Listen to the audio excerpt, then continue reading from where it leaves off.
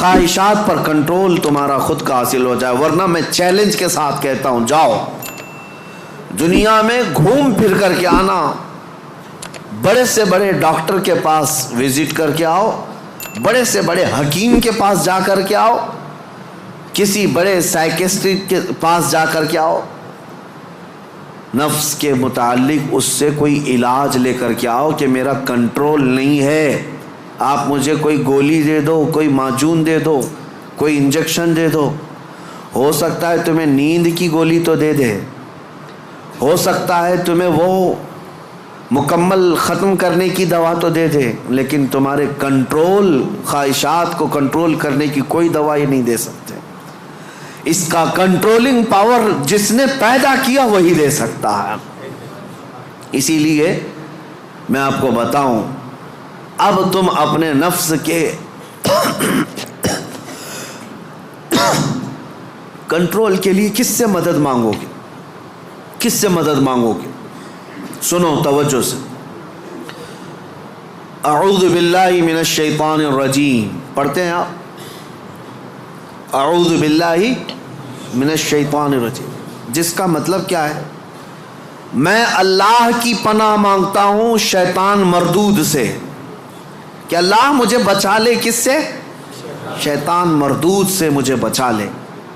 یا آپ کس سے پناہ مانگ رہے؟ کس کی بارگاہ میں پناہ مانگ رہے ہیں؟ اللہ کی بارگاہ میں، کہ مولا تو مجھے پناہ دے دے. اس کے متعلق حکیم احمد یار خان نعیمی رحمۃ اللہ علیہ فرماتے ہیں، اس کی مثال یوں سمجھو، جیسے کسی کے ہاں آپ ملنے کے لیے گئے، اس نے گھر کے باہر کتا پال رکھا ہو حفاظت کے لیے یا کسی کام کے لیے، دشمنوں کے لیے یا کسی بھی غرض کے لیے کتا پال رکھا ہو، اور آپ گئے گھر کے باہر کھڑے، کتا بھونکنا شروع کر دیا، دروازے میں جا ہی نہیں پا رہے. آپ اس کتے کو کنٹرول کیسے کرو گے؟ آپ اپنے دوست کے گھر اندر جا رہے ہیں لیکن کتا باہر ہے، کتا جیسی قریب جاتے ہو بھونکتا ہے. اب آپ دروازے کے اندر جانا چاہتے ہیں تو اس کتے پر کنٹرول کیسے پاؤ گے؟ رسی ڈالو گے اسے، پتھر مارو گے، جتنا مارو گے اتنا اچھل کود کرے گا. اس کا سیدھا سا طریقہ یہ ہے، جس کا کتا ہے اسے بلاؤ. حکیم احمد یار خان نعیمی رحمۃ اللہ علیہ فرماتے اسی کو پکارو، بھائی ذرا باہر تو آ جاؤ. اور وہ جب آئے گا، مالک کو کتا اچھی طرح پہچانتا ہے، وہ اس کو کنٹرول میں کر دے گا.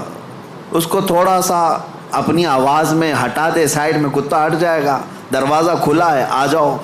دوست اپنے دوست سے ملاقات کر لے گا، لیکن اس بیچ والے کتے کے کنٹرولنگ کے لیے کتے کے مالک کو ہی پکارنا ہوگا. اسی لیے حکیم احمد یار خان نعیمی رحمۃ اللہ علیہ فرماتے ہیں، نفس ایک کتا ہے جو تمہیں تمہارے رب کے دروازے پر جانے سے پہلے بھونکتا ہے. دروازے میں کھڑا ہو جاتا ہے، نہیں جانا مسجد، نہیں جانا اس ذکر پر، نہیں جانا ان محافل میں. اس کتے پر کنٹرولنگ کیسے حاصل ہوگا؟ فرمایا گیا اسی لیے تم اس کتے کے مالک رب ذوالجلال کو ہی پکارو. پیدا تو اسی نے کیا ہے، رب تبارک و تعالیٰ نے پیدا کیا ہے، اور وہی تمہیں اس پر قبضہ بھی دے گا.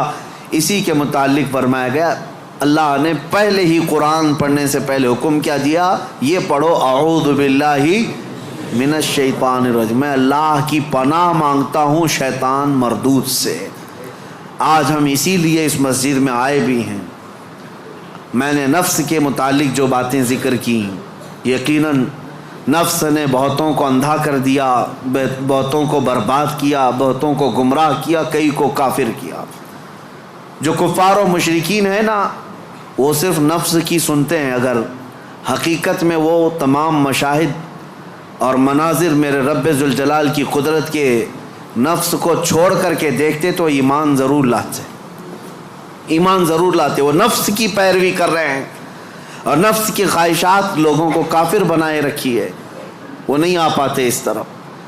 اب میں بات کو سمیٹتے ہوئے اس بارگاہ میں لے چلتا ہوں جس مصطفیٰ کریم نے نفس سے بچنے کے لیے اپنے صحابہ کی تربیت کیسے کی تھی. یقیناً وہ ماحول کو ہم دیکھتے ہیں، روح تڑپ جاتی ہے. سیدنا ابو بکر صدیق رضی اللہ تعالیٰ اللہ اکبر وقت کے خلیفہ ہیں. حضور پاک صلی اللہ علیہ وسلم کے بعد خلافت کے تخت پر، لیکن اپنے نفس کے خلاف کرنے کے لیے، خواہشات کے خلاف جانے کے لیے، کھانے پر کنٹرول، سونے پر کنٹرول، ہر چیز پر کنٹرول. اتنی غربت کا ماحول تھا کہ سارے صحابہ نے بیٹھ کر کے مشورہ کیا کہ خلیفہ کا کوئی وظیفہ جاری کریں، تنخواہ، ورنہ وہ بھوکے رہ جائیں گے. تو بیت المال سے ان کا وظیفہ جاری کیا گیا. اتنا تھا وظیفہ کہ اس سے ان کا صرف مہینے بھر کا گھر چلتا تھا، باقی کچھ بھی نہیں آتا تھا. ایک دن ان کی بیوی نے کہا کہ خلافت کے کاموں سے تھک جاتے ہو، کبھی گھی روٹی بھی تو کھا لیا کرو، کبھی گھی کھا لو، کبھی روٹی کھا لو، شہد کھا لو. حضرت ابو بکر صدیق نے کیا کہا جانتے ہیں؟ اتنے پیسے کہاں ہیں کہ گھی اور شہد خرید سکوں؟ کون؟ خلیفۃ المسلمین.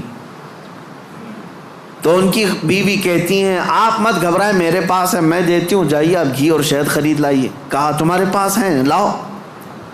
بیوی لے آئی، ایک پوٹلی میں پیسے جمع تھے. کہا یہ لیجیے، آپ بازار جائیے، گھی اور شہد خرید لائیے. حضرت ابو بکر صدیق نے پوچھا اتنے پیسے تیرے پاس کہاں سے آئے؟ تو ان کی اہلیہ نے کہا جو ماہانہ وظیفہ آپ کا آتا ہے، تنخواہ آتی ہے، مہینہ بھر کا خرچہ چلاتی ہوں، تھوڑا تھوڑا بچا کر کے رکھتی ہوں کہ برے وقت میں کام آ جائے. حضرت ابو بکر صدیق نے وہ پوری پوٹلی اٹھائی اور لے جا کر کے بیت المال میں جمع کیا اور کہا یہ میری ضرورت سے زیادہ آتا ہے، اسی لیے میرے گھر میں بچ جا رہا ہے، آج سے میرا وظیفہ کم کر دو. خواہشات کے خلاف کھڑے ہونے والوں میں پوری دنیا میں اگر کوئی مثال ہے تو صرف رسول اللہ کے صحابہ کی مثال ہے، صرف رسول اللہ کے صحابہ.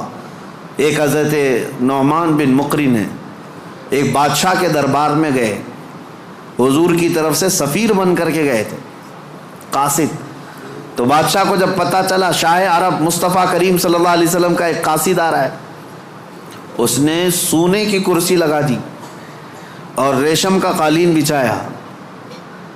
میرے عزیزو صحابہ، حضور کے ساتھ ہوتے تو وفاداری، حضور اگر دور ہوتے تو بھی وفاداری.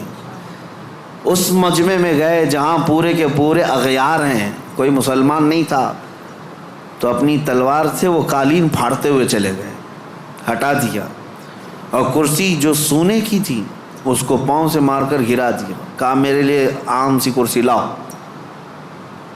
تو بادشاہ کہنے لگا اب تک میں نے اتنا شاندار رسپیکٹ استقبال کسی کا نہیں کیا جتنا ان کا کیا، کتنا غرور ہے تمہیں، کتنا تکبر ہے. حضرت نعمان نے کہا غرور و تکبر ہم میں نہیں تم میں ہے، غرور و تکبر کی وجہ سے نہیں. میرے مصطفیٰ کریم صلی اللہ علیہ وسلم نے فرمایا ریشم کا استعمال مرد کے لیے حرام ہے، سونے کا استعمال مرد کے لیے حرام ہے، اور جو میرے مصطفیٰ نے حرام فرمایا پوری دنیا میرے پاس لا کر رکھو، میں ٹھوکر ماروں گا. یہ ہے خواہشات کے خلاف کھڑا ہونا.